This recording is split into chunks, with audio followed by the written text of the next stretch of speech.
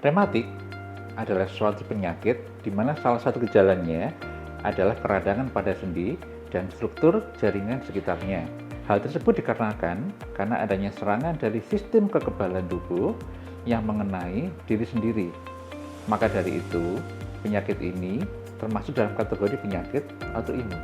Untuk mengetahui bagaimana penyakit ini menyerang tubuh, Anda coba bayangkan sendi Anda dibayangkan seperti engsel pintu. Nah, apabila ada keradangan yang mengenai sendi, maka akibatnya akan timbul pembengkakan pada sendi, kemudian ada kemerahan pada sendi, dan juga ada nyeri pada saat digerakkan. Karena itu, sendi akan menjadi kaku dan juga akan mempengaruhi pergerakan tubuh. Apakah sahabat Mika memiliki kerabat atau teman yang mengalami rematik?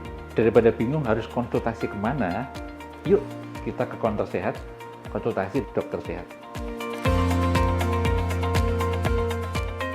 Halo sahabat Mika, salam sehat untuk kita semua.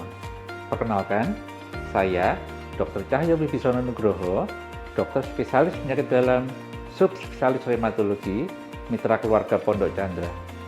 Selamat datang di Konser Sehat.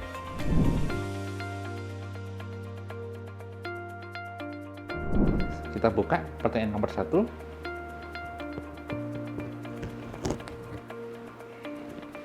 Apakah mandi malam menyebabkan rematik? Jawabnya, tentu saja mitos sahabat Mika.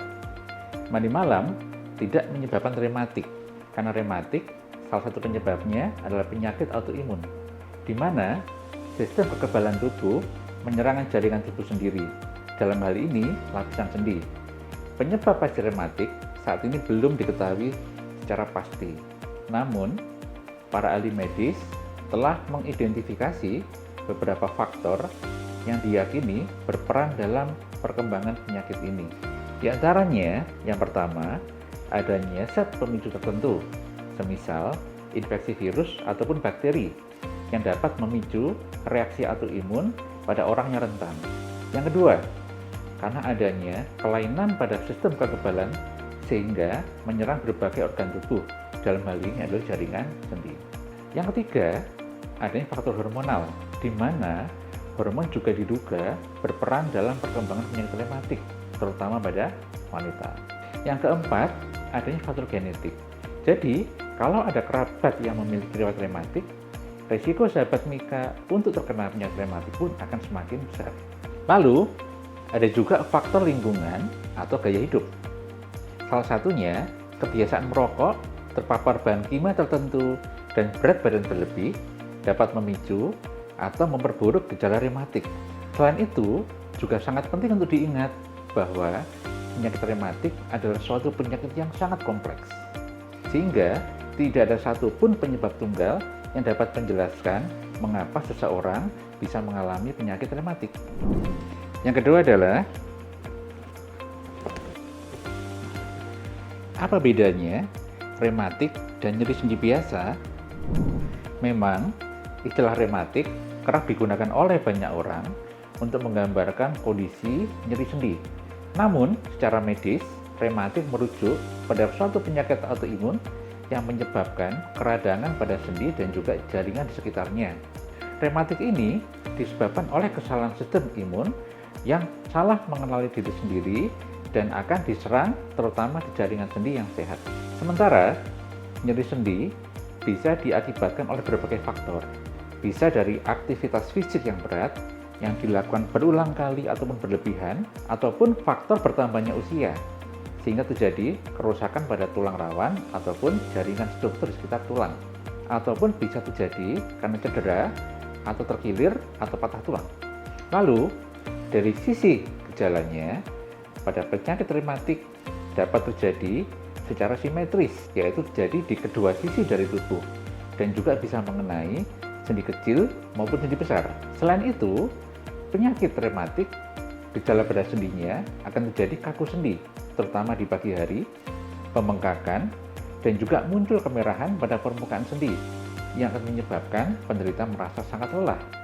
Pada nyeri sendi biasa, rasa nyerinya lebih terlokalisasi. Lalu, kekakuan pada sendi tidak terlalu parah, serta umumnya tidak akan mengalami gejala sistemik misalkan demam ataupun penurunan berat badan. Sekarang yang ketiga,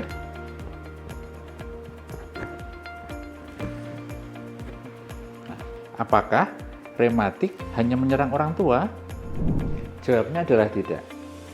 Meski sering dikaitkan dengan usia lanjut, rematik bisa menyerang siapa saja, termasuk dewasa muda, remaja, dan juga anak-anak. Faktor-faktor risikonya pun bisa sama, seperti penderita rematik pada umumnya, misalkan faktor genetika, gangguan sistem kekebalan tubuh, dan juga faktor lingkungan. Begitu juga dengan gejalanya. Dalam beberapa kasus, ada gejala yang berbeda dan juga ada gejala yang sama atau serupa dengan gejala rematik yang terjadi pada orang tua. Gejala tersebut diantaranya adalah nyeri sendi, kaku sendi, pembengkakan sendi, demam, kelelahan, ataupun muncul rom pada kulit, dan juga terjadi gangguan pertumbuhan apabila terjadi pada anak-anak ataupun dewasa muda. Sahabat Mika, sebelum lanjut, jangan lupa subscribe ke channel ini untuk tahu lebih banyak seputar penyakit dalam dan juga berbagai topik lainnya. Yuk datang ke kantor sehat. Dan cara yang keempat, bagaimana cara mengatasi rematik di usia muda? Sebenarnya, pengobatan rematik di usia muda ataupun tua secara umum memiliki tujuan yang sama, yaitu pertama mengurangi peradangan, kedua meredakan nyeri, dan ketiga mencegah kerusakan sendi. Namun, ada beberapa perbedaan dalam pendekatan pengobatan rematik pada usia muda karena menyesuaikan dengan kondisi individu, perkembangan penyakit, dan juga usia. Di antaranya, jenis obat. Jenis obat yang diberikan pada anak muda bisa berbeda karena pada anak-anak biasanya akan lebih sensitif terhadap efek samping obat tertentu. Selain itu, dokter juga akan mempertimbangkan efek obat terhadap pertumbuhan anak. Jadi, obat yang dikonsumsi oleh anak dalam masa pertumbuhan pasti akan berbeda dengan obat yang dikonsumsi oleh orang yang sudah berusia lanjut. Sedangkan terapi non-farmakologi ataupun non-obat, misalkan fisioterapi dan olahraga, program ini dapat dilakukan oleh orang dewasa dan juga anak muda. Perbedaannya adalah intensitas terapi yang disesuaikan dengan kebutuhan dan juga kemampuan fisik. Karena fisik orang tua dan anak sangat berbeda, jadi jenis dan intensitas latihannya pun sangat berbeda. Diagnosis dini dan juga pengobatan yang tepat sangat penting untuk mencegah kerusakan sendi yang lebih parah, terutama pada anak usia muda. Pada anak-anak yang masih dalam masa pertumbuhan, hal ini sangat penting sekali. Pasalnya, penyakit rematik yang tidak ditangani secara baik dapat mempengaruhi kualitas hidup seseorang di kemudian hari. Dan yang kelima, bagaimanakah cara mencegah rematik di usia muda? Seperti yang telah dijelaskan sebelumnya, sebenarnya penyebab pasti dari penyakit rematik, baik pada orang tua dan anak muda, masih belum dapat diketahui secara pasti. Ada beberapa hal yang bisa kita lakukan untuk memperkecil risiko mengalami rematik. Di antaranya, pertama, jaga berat badan ideal untuk mengurangi beban pada sendi. Hal ini dikarenakan berat badan berlebih ataupun obesitas dapat meningkatkan tekanan pada sendi dan juga mempercepat kerusakan sendi. Yang kedua, rutin berolahraga.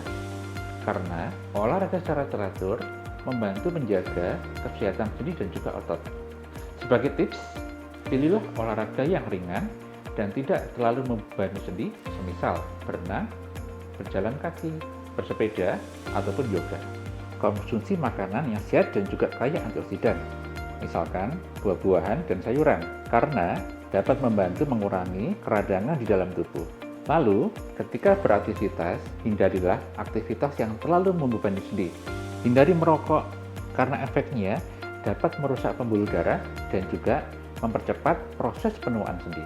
Nah, sahabat Mika, stres juga harus dikelola dengan baik, karena stres dapat memperburuk gejala rematik. Stres dapat dikurangi dengan meditasi, yoga, ataupun melakukan hobi yang menyenangkan. Kemudian, jika diperlukan, konsumsilah suplemen semisal vitamin D dan juga omega 3 yang dapat membantu mengurangi peradangan. Namun, sebelum konsumsi suplemen, sebaiknya Anda berkonsultasi dengan dokter dulu untuk mengetahui jenis suplemen yang baik untuk Anda konsumsi.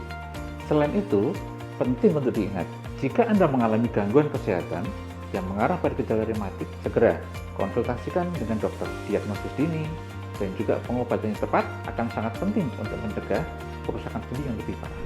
Sahabat Mika, terima kasih sudah datang ke Kontrol Sehat. Semoga informasinya bermanfaat buat sahabat Mika ya. Buat yang masih punya pertanyaan seputar rematik, tulis di kolom komentar ya. Kalau ingin tahu informasi menarik lainnya seputar kesehatan, jangan lupa datang ke sesi Kontrol Sehat berikutnya. Sampai jumpa.